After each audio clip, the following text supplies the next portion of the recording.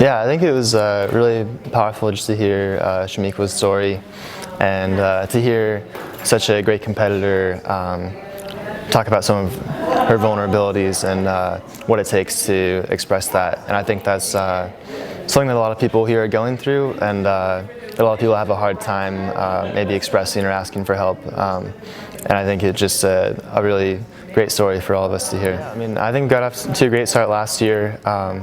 It's been interesting over the past few years to see this leadership program develop, and I think just last year we were able to make pretty significant changes to our team culture, starting with some team values and trying to instill or create a vision of what we want our programs to look like and trying to follow through on that. So it's great to continue to get more ideas on how to do that.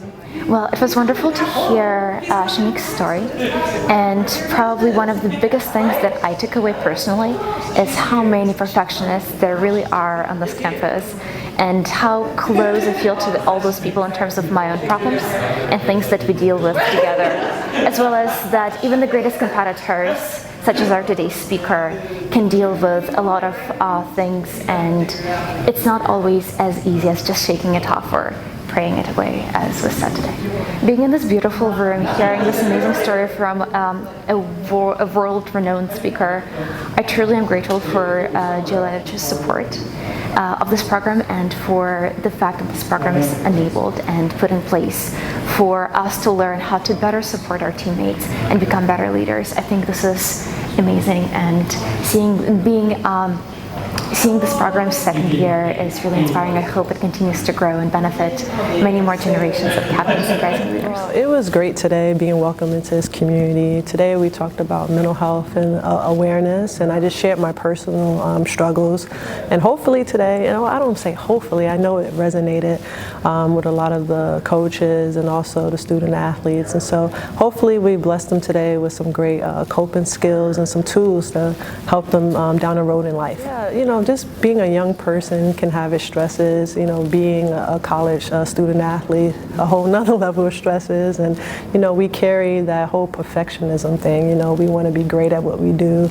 We work hard, but we also have to learn how to decompress and step away from things for a little bit. And if we're struggling, we have a little setback.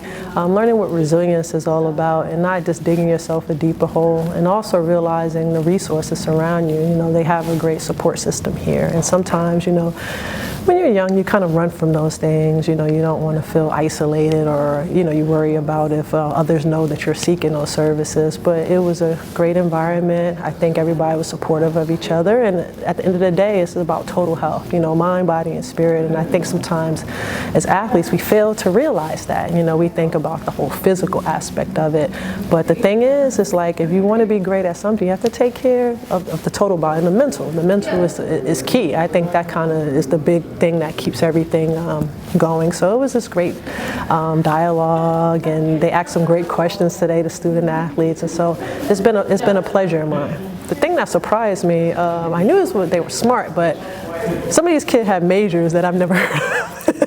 And one kid, I can't remember his name, but he was telling me about the new quantum computers or whatever that are gonna, take over as the most powerful computer in the world. He wants to work in physics, so I thought that was really unique. And that's about life, on this journey I've been able to meet like so many different people, backgrounds, and as a person now who's getting a little older in age, these kids, they're learning so much new stuff and technology and in life, and it just keeps me on my toes. So it's always an exchange. Yes, I'm here, they listen to me, but we learn from each other, and I just love that.